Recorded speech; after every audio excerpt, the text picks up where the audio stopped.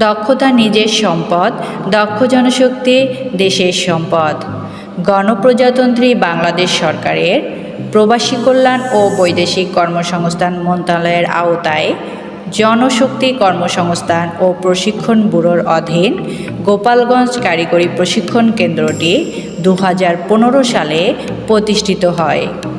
এই কেন্দ্রটি স্থানীয় যুব ও যুব মহিলাদের কারিগরি ও প্রযুক্তিগত শিক্ষার দক্ষতা বৃদ্ধিতে গুরুত্বপূর্ণ ভূমিকা পালন করে আসছে।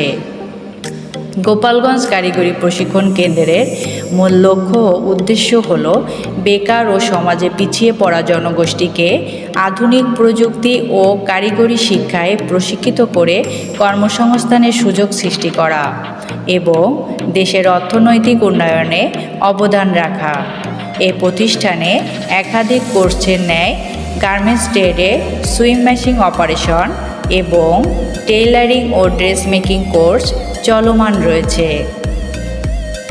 প্রশিক্ষণের সুবিধাসমূহ: দক্ষ ও অভিজ্ঞ প্রশিক্ষক দ্বারা প্রশিক্ষণ প্রদান করা, অত্যাধুনিক প্রযুক্তি ও মেশিনের মাধ্যমে প্রশিক্ষণ প্রদান করা, প্রশিক্ষণার্থীদের প্রশিক্ষণ শেষে ভাতা প্রদান করা, প্রশিক্ষণ শেষে দেশে ও দেশের বাইরে কর্মসংস্থানের সুযোগ এবং এনএসডিএ এর আন্ডারে সার্টিফিকেট প্রদান করা।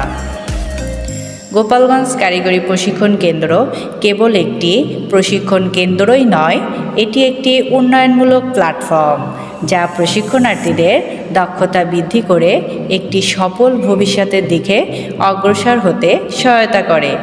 ধন্যবাদ আনতে গোপালগঞ্জ টিটিসি গার্মেন্টস ট্রেড।